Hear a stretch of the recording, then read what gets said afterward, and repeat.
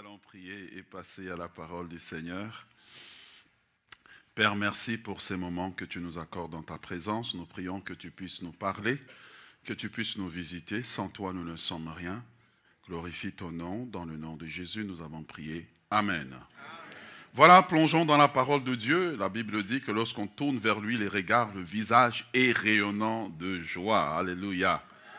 Alors, je vous invite à regarder dans la parole de Dieu avec moi. Nous sommes dans la série Anakazo. Dites avec moi Anakazo. La semaine passée, nous avons dit que Dieu dit c'est maintenant. Cette semaine ici, nous tournons le regard vers la parole de Dieu, toujours dans la même série Anakazo. Anakazo qui veut dire forcer, tourner les gens vers une direction. Vous voyez, quand tu regardes la publicité à la télévision, tu vois qu'ils sont en train de te anakazo. Tu n'avais pas envie de manger la pizza. Il est 23 heures, soudainement, tu as envie de manger la pizza. Et je ne prends que l'exemple de la pizza parce qu'il y a tant d'autres choses qui sont forcées vers nous. Mais le Seigneur nous demande de faire anakazo pour le royaume de Dieu. Amen. Nous allons lire deux textes dans la parole de Dieu. Jean 3, 16. Le texte apparaît devant nous. Jean 3, le verset 16. Nous allons pouvoir le lire. Je sais que vous le connaissez par cœur. J'espère. Mais nous allons quand même le lire. Parce que savoir par cœur ne veut pas dire que nous comprenons le verset. La parole de Dieu nous dit que « Car Dieu a tant aimé le monde qu'il a donné son Fils unique, afin que quiconque croit en lui ne périsse point, mais qu'il ait la vie éternelle. » Dis à ton voisin, j'ai la vie éternelle, si tu l'as. Est-ce que tu avais l'air de quelqu'un qui avait la vie éternelle? Je te donne l'occasion de le dire à un autre voisin. Dis-lui, j'ai la vie éternelle.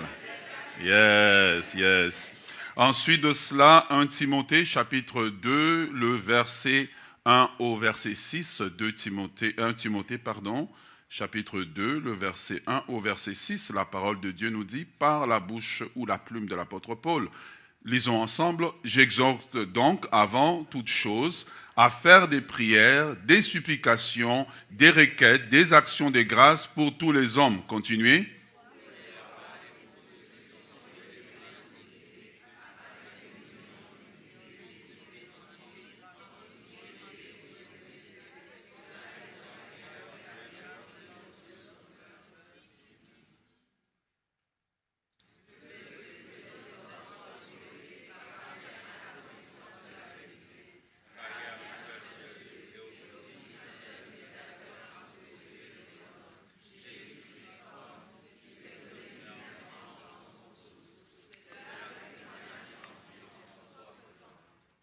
Amen. Le titre du message ce matin, pour ceux qui prennent des notes, c'est « Dieu a tant aimé le monde ». C'est la plus belle phrase de la Bible. La plus belle phrase de la Bible, c'est que Dieu qui est parfait, Dieu qui est saint, Dieu qui est omnipotent, Dieu qui est omniprésent, Dieu qui peut tout, Dieu qui est capable de changer toutes choses, Dieu qui est tellement saint que les anges ont du mal à le regarder en face. Ce Dieu-là, parfait, éternel, bon, créateur de toutes choses, il a tant aimé le monde. Il n'y a aucune religion dans le monde qui dit que leur Dieu aime ses fidèles. Aucune. Nommez-moi-en une, il n'y en a pas. Il n'y a que quand on vient dans la foi chrétienne qu'on trouve que celui qui est au-dessus de tout, celui qui sait tout, celui qui est capable de tout, est capable d'aimer ceux qui ne sont pas aimables. C'est un mystère, parce que la perfection devrait l'emmener à ne pas aimer. La perfection devrait lui demander que ceux qui l'aiment soient parfaits comme lui. Ceux qui l'aiment soient riches comme lui. Ceux qui l'aiment soient puissants comme lui. Or, Dieu aime un homme dont la Bible dit que l'homme est comme la fleur des champs. Il apparaît le matin et le soir, il disparaît. Ce qui me rassure lorsque, peut-être, je peux pécher, je sais que Dieu a tant aimé le monde. Romains 5, le verset 8 nous dit que Dieu prouve son amour envers nous en ce que lorsque nous étions encore perdus, lorsque nous étions encore pécheurs, lorsque nous étions encore dans tous nos péchés qui nous tenaient et ceux qui nous tiennent encore maintenant, dites Amen. J'ai dit, et ceux qui nous tiennent encore maintenant, la Bible dit, Christ est mort pour nous. Dieu a tant aimé le monde. Je pourrais prêcher ça pendant une année. Dieu a tant aimé le monde. Dieu m'a tant aimé. Dieu t'a tant aimé. Dieu nous a tant aimé. L'amour de Dieu n'est pas une question de mériter, mais c'est une question d'un don qu'il nous donne. C'est une question d'un don. Dieu n'attend pas à ce qu'on soit parfait. Dieu n'attend pas à ce qu'on fasse des œuvres. Il nous aime. L'amour de Dieu n'est pas raison d'une compétition. Certains ont grandi dans une famille où ils devaient faire une compétition pour l'amour de papa. Il fallait avoir des meilleures notes à l'école. Il fallait travailler fort. Il fallait faire ceci. Il fallait faire cela. Certaines personnes sont encore des meurtries d'un amour dans lequel il fallait toujours mériter. Mais Dieu a tant aimé le monde.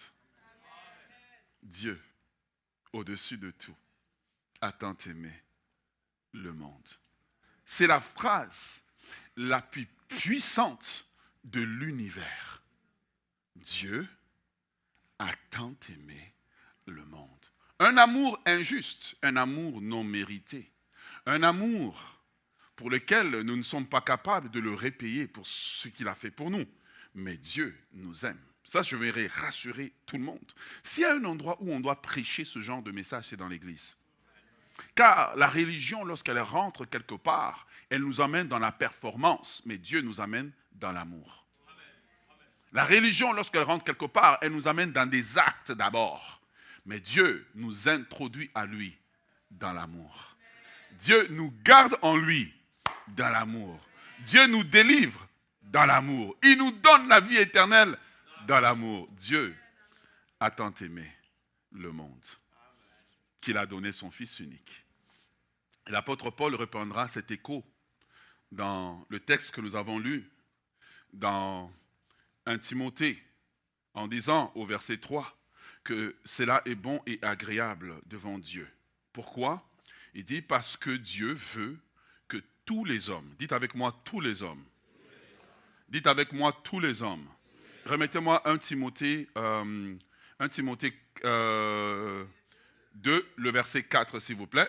Il dit que Dieu veut, la volonté de Dieu est que tous les hommes, mettez-moi juste le verset 4 si c'est possible. La volonté de Dieu, dites avec moi la volonté de Dieu, est que tous les hommes, vous là, vous ne dites pas pourquoi. Alors on recommence. La volonté de Dieu est que tous les hommes soient sauvés. Il n'y a pas une autre volonté. C'est la seule volonté de Dieu. Le Dieu qui a tant aimé le monde a une volonté qu'il exerce. Sa volonté est que tous les hommes soient sauvés. Or, si je fais le lien avec le message de la semaine passée, c'est que l'Église aujourd'hui ressemble à un étudiant qui fait un examen de mathématiques dans lequel il lui pose des questions sur les équations différentielles et intégrales, cauchemar de certains, révélation des autres. Des équations à plusieurs inconnus, mais qui, au lieu de répondre par des équations, des réponses mathématiques, répond par des réponses philosophiques. Et donc, on a une église aujourd'hui qui est devenue hors sujet. Car la volonté de Dieu est que tous les hommes soient sauvés, mais on a une église qui opère comme si c'est certains seulement qui devraient être sauvés. Et donc, nous répondons à un examen que Dieu nous donne, mais en étant hors sujet. Et quand tu poses la question à l'étudiant qui était à l'examen, as-tu été à l'examen? Oui. As-tu étudié? Oui. As-tu répondu aux questions? Oui. Est-ce que tu as répondu aux bonnes questions avec les bonnes réponses? Non. Bien-aimés dans le Seigneur, tant que nous serons dans la religion, nous n'allons pas accomplir la volonté de Dieu. La vie chrétienne, je le dis, ne consiste pas à bien s'habiller le dimanche matin, se parfumer, prendre sa voiture et venir s'asseoir dans un endroit pendant 2 heures où on te dit des choses, on te prêche sur toi, combien tu es bon, combien tu es merveilleux. Tu tapes des mains et puis tu retournes chez toi. Non. La Bible dit clairement que la volonté de Dieu, c'est que tous les hommes, tous, soient sauvés. Et lorsqu'on regarde le nombre de personnes qui sont assises dans les bancs dans une église, on se rend compte qu'il n'y a qu'un minimum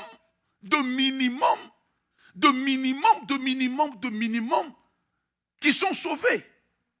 Et le pire qui se passe, c'est que quand quelqu'un se lève pour commencer une église, il vit d'une autre pour remplir chez lui, il appelle ça la croissance, mais il n'accomplit pas la volonté parfaite de Dieu. C'est que tous les hommes qui marchent dans la rue, tous les hommes créés à son image, parviennent à la connaissance de Christ et soient sauvés. Bien-aimés dans le Seigneur, la vie chrétienne, comme vous l'appelez, ne consiste pas à venir à l'église, connaître des cantiques, taper des mains, donner une offrande.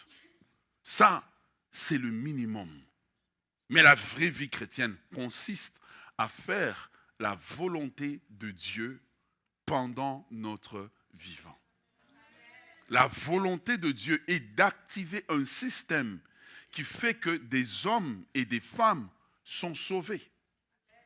Sans ce désir ardent qui doit nous consommer pour le salut des âmes, je crains que même nous-mêmes, nous soyons des chrétiens rétrogrades.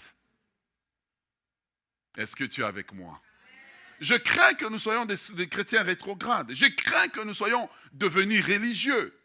La volonté de Dieu, c'est que tous parviennent au salut. La volonté de Dieu, c'est que tous parviennent au salut. Alors, laisse-moi te donner, parce que ce message, je suis straightforward comme on dit. Si on ne finit pas, je vais continuer la semaine prochaine. Voici 25 raisons pour lesquelles tu dois devenir et nous devons devenir des gagneurs d'âme. 25 raisons. Peut-être qu'on va en faire 5, 10, je ne sais pas. Mais j'aimerais en donner. Si l'Église ne redécouvre pas le champ de l'évangélisation, elle va mourir. Si les chrétiens ne redécouvrent, la raison pour laquelle il y a peu de...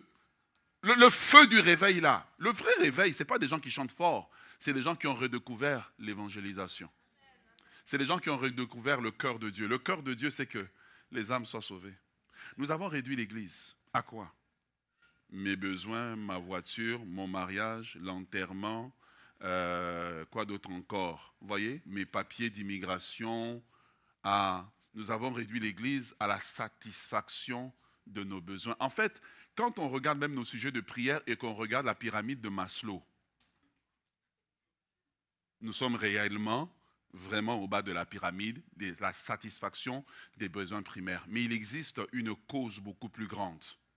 Une cause beaucoup plus grande que toi et moi, c'est le salut des âmes.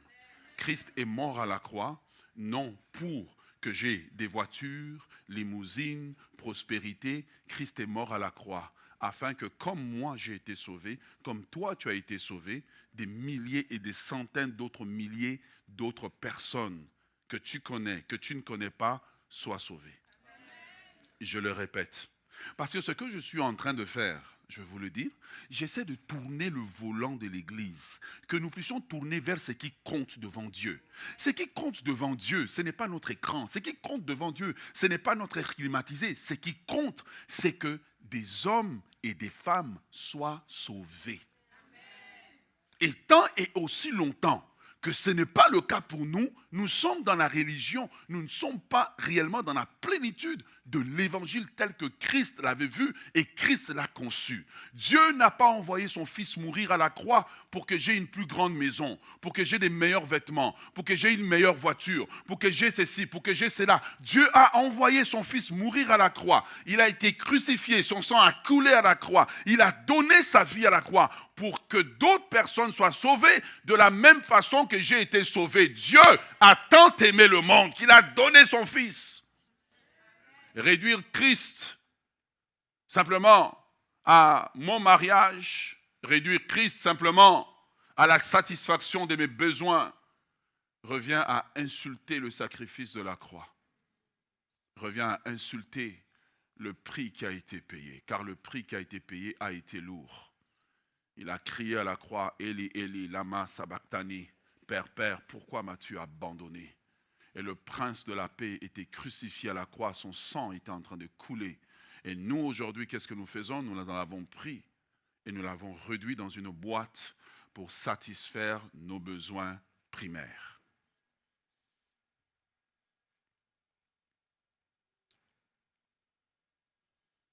Voici les raisons pour lesquelles nous devons devenir une église de gagneurs d'âmes. La responsabilité de l'évangélisation, la responsabilité de gagner des âmes, ce n'est pas la responsabilité d'un groupe dans l'église, mais c'est ta responsabilité. Dis à ton voisin, c'est ta responsabilité. Je veux que tu le lui dises avec conviction. S'il te plaît, c'est ta responsabilité. Les pasteurs ne sont pas exclus de la responsabilité du salut des âmes. Les hommes d'affaires dans l'église ne sont pas exclus de la responsabilité du salut des âmes. Le salut des âmes n'est pas la responsabilité des jeunes, c'est la responsabilité de toute personne spirituellement bien née de nouveau. Parce qu'il y en a qui peut-être qu'ici, il est né à 50%. Mais bien né de nouveau, ton statut social ne t'exclut pas du fait de descendre sur le terrain d'évangélisation. Écoutez-moi, les gens ne vont pas naître de nouveau parce que nous mettons des statuts Instagram. Ils vont naître de nouveau parce que nous descendons sur le terrain. Si nous sommes sérieux vraiment avec Dieu, nous prendrons l'évangélisation au sérieux. Raison numéro 1, première raison, nous devons devenir des gagneurs d'âme parce que c'est le plus grand commandement que Jésus nous a donné. Les dernières paroles que Jésus nous a données, Matthieu chapitre 28, le verset 19, il dit « Allez, faites des nations mes disciples ». Il n'a pas dit de faire des nations des membres d'église, mais de faire des nations ses disciples en les baptisant au nom du Père, du Fils et du Saint-Esprit. Ce sont les dernières paroles de Christ avant qu'il ne soit crucifié. Et vous savez vous-même que lorsque quelqu'un va mourir, les dernières paroles, c'est les choses les plus importantes pour lui. La chose la plus importante pour Dieu, ce n'est pas ta nouvelle coupe de cheveux que tu vas avoir, la nouvelle voiture que tu vas avoir. C'est le fait que l'Église doit être une organisation en mouvement pour faire des nations ses disciples. Est-ce que vous êtes avec moi? Numéro 2. Devenir un gagneur d'âme, c'est la preuve même que tu aimes Dieu. Aimer Dieu, c'est aimer ce qu'il aime. Et Dieu aime ses perdus. Dieu a tant aimé le monde. Dieu ne t'a pas sauvé pour que tu restes seul. Dieu t'a sauvé pour que toi, à ton tour, tu deviennes le bras par lequel il va passer, la bouche par laquelle il va passer pour que des âmes soient sauvées. Est-ce que tu es avec moi? Est-ce que tu es avec moi? Bien-aimé dans le Seigneur, dans Jean chapitre 14, le verset 21, Jean 14, 21, Jésus dit, « Celui qui a mes commandements et qui les garde, c'est celui-là qui m'aime. Et celui qui m'aime sera aimé de mon Père. Je l'aimerai et je me ferai connaître à lui. » Jean 14, 21.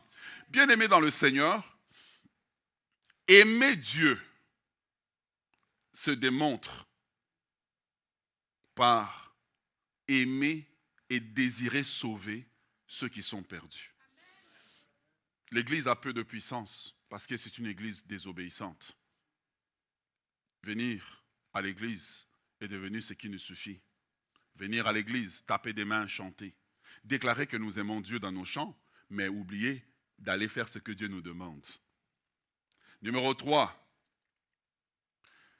Tu dois devenir un gagneur d'âme parce que c'est la seule activité qui apporte la joie dans les ciels. Regarde, le ciel n'est pas content quand il y a la joie dans les ciels quand tu te maries. Ça n'existe pas. Oh, il y a la joie dans les ciels quand tu as la nouvelle chaussure croco. Ça n'existe pas. Oh, il y a la joie dans les ciels, je ne sais pas moi, quand tu pries le matin à 5 heures du matin. Il n'y en a pas. La seule activité qui apporte la joie dans le ciel, c'est quand un pécheur se répand. C'est quand un pécheur se répand. Et donc, maintenant, quand l'Église n'est pas en monte, gagner des âmes. Est-ce que vous vous rendez compte que nous n'apportons aucune joie au ciel?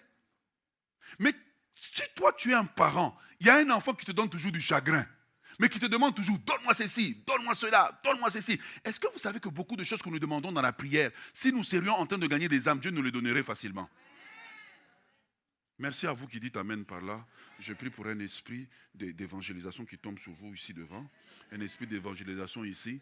Bien-aimés dans le Seigneur, nous devons comprendre l'importance de cette mission que Dieu nous a donnée. Sans ça, nous n'apporterons jamais aucune joie au ciel. Est-ce que tu es avec moi?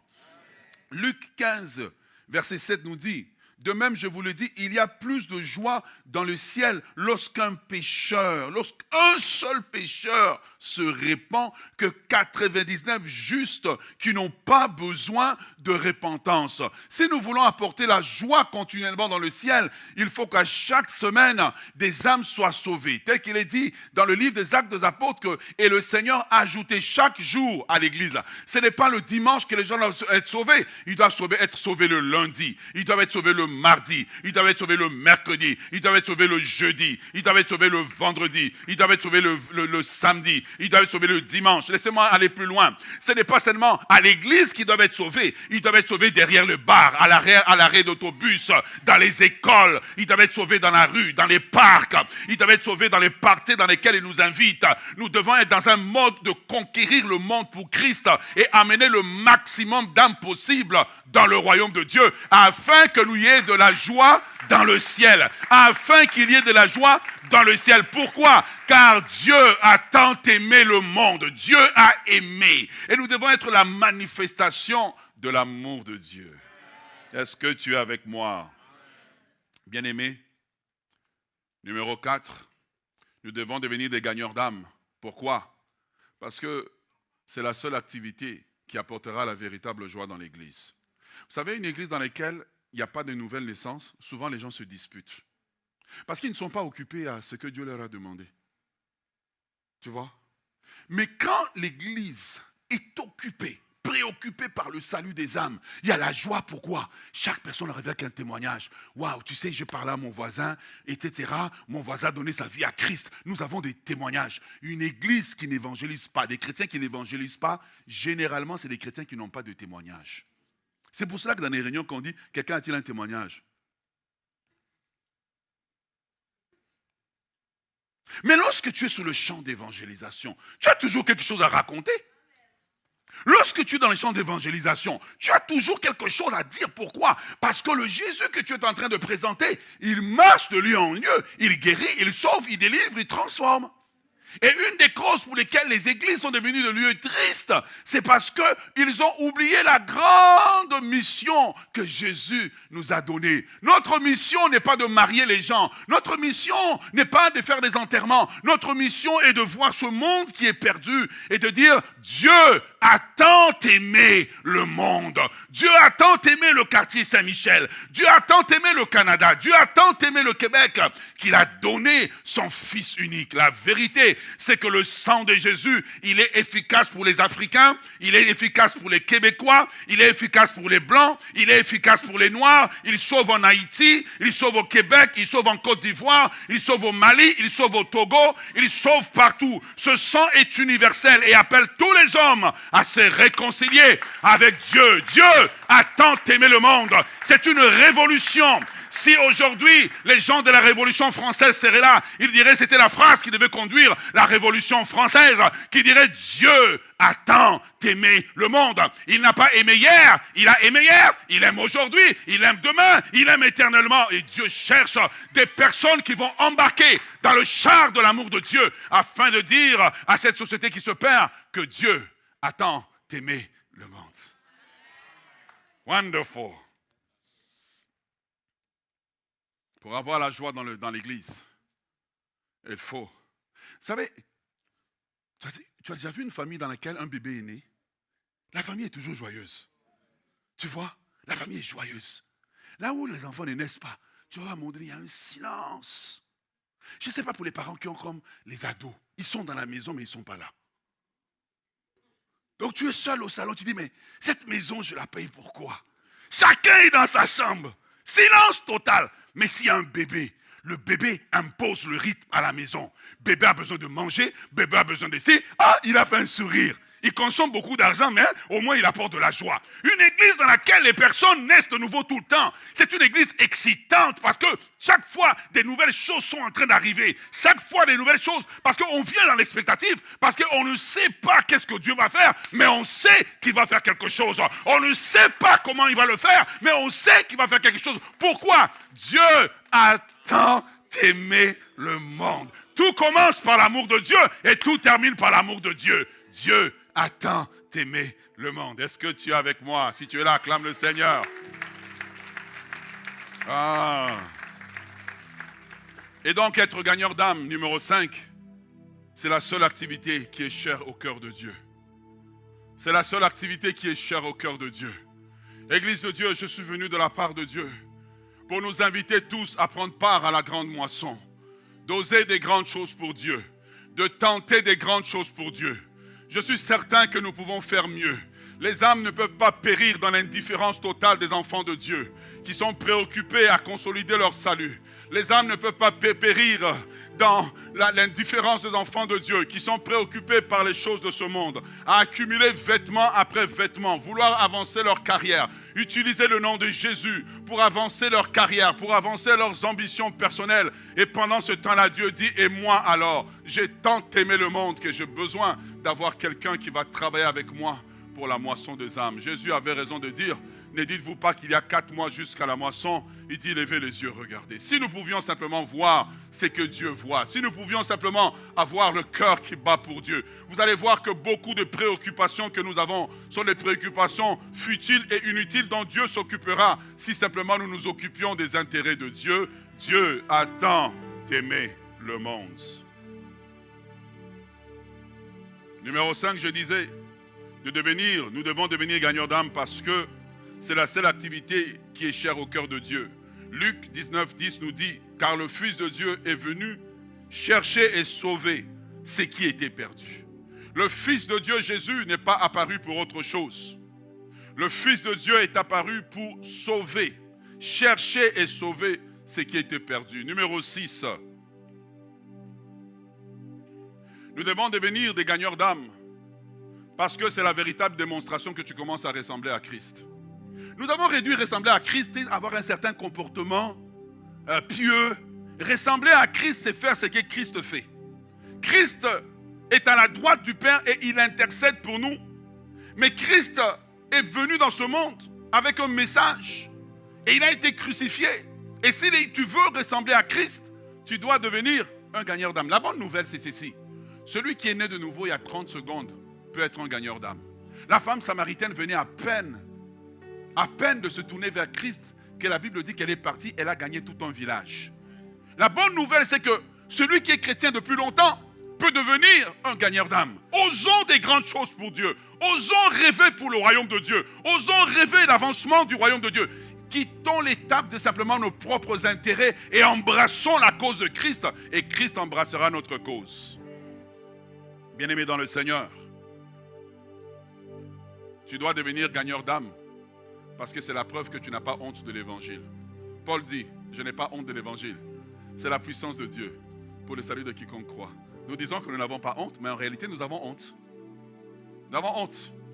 L'Église a une gêne comme ça. C'est comme si on a un message qui n'est pas à jour. Le seul message qui est à jour dans le monde, c'est le message de l'évangile. Le message de CNN change. Les gouvernements, les discours des présidents changent. Les discours, les constitutions changent. Mais la seule chose qui ne change pas, c'est le message de Dieu. Dieu a tant aimé le monde. Dieu a tant aimé le monde. Dieu a tant aimé. Ce message, il est bon à l'Antarctique. Ce message est bon dans les pays tropicaux. Ce message fonctionne en tout lieu, en tout temps. Bien-aimé, l'Église a honte de l'évangile. Elle a honte de ce salut merveilleux. C'est pour cela qu'il y a une gêne, un malaise lorsque des messages comme ceux que j'emmène sont emmenés. Les gens sont malades, ils sont mal à l'aise parce qu'ils ne savent pas quoi faire de ce Jésus qui les a aimés, qui les a sauvés. Mais Dieu répond, Dieu a tant aimé le monde. Vous avez honte de moi, mais j'ai tant aimé le monde.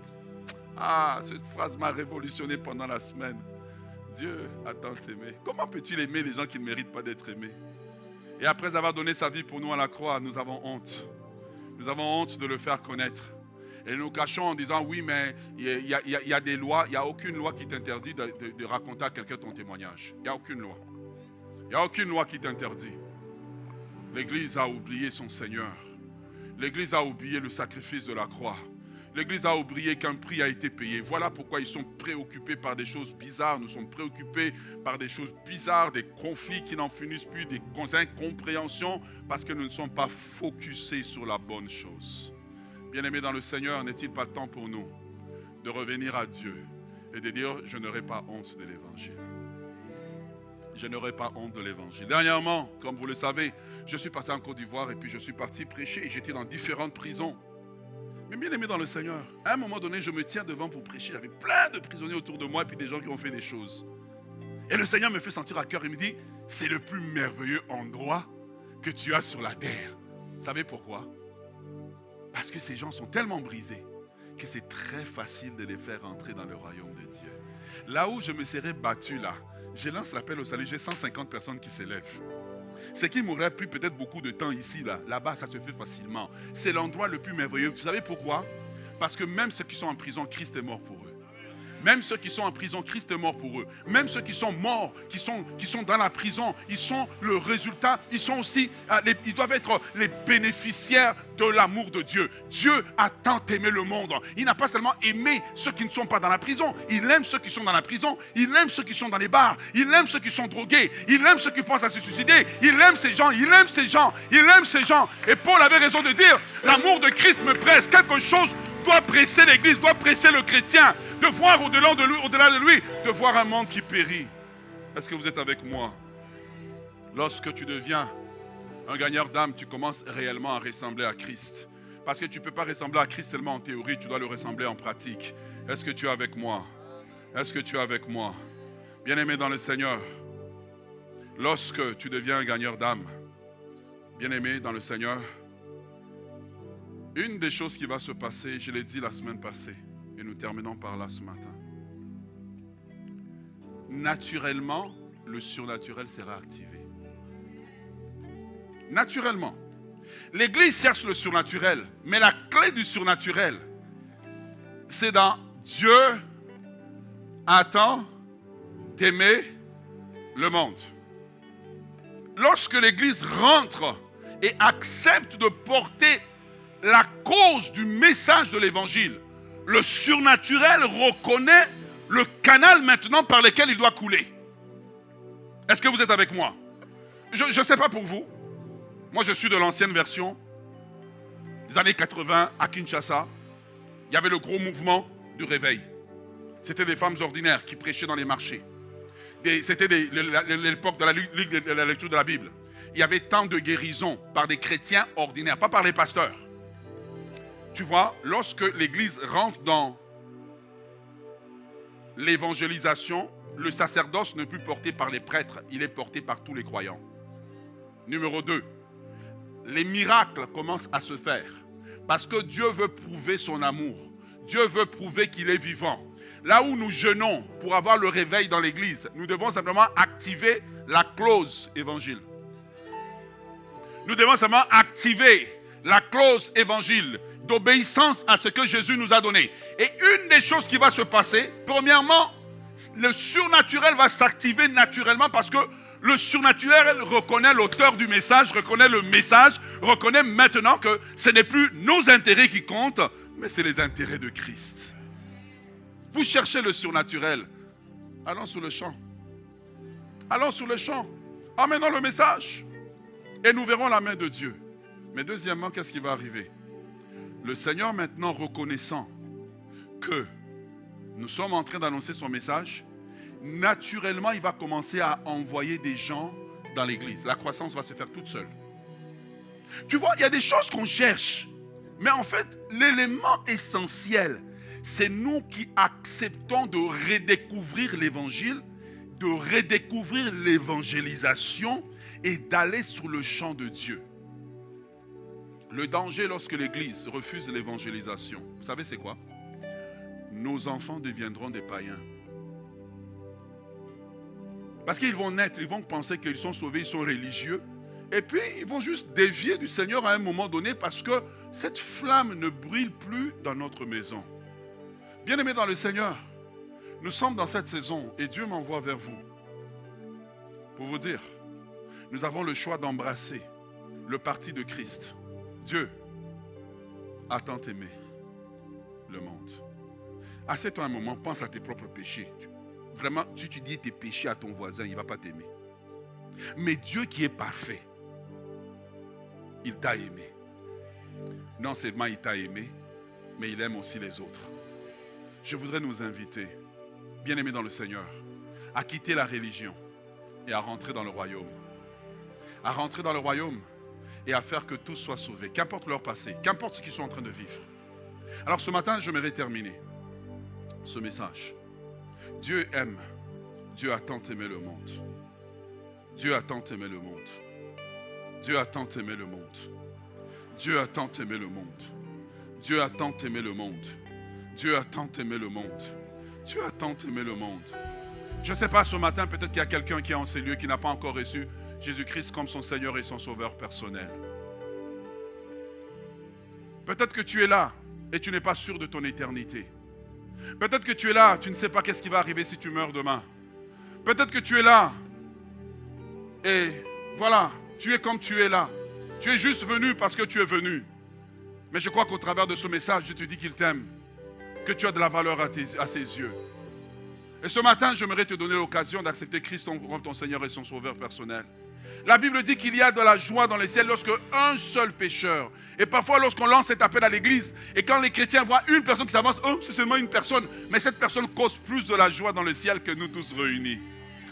Et ce matin, j'aimerais donner l'occasion à quelqu'un de causer la joie dans le ciel. Est-ce qu'il y a quelqu'un ce matin, baissons nos têtes, baissons nos têtes.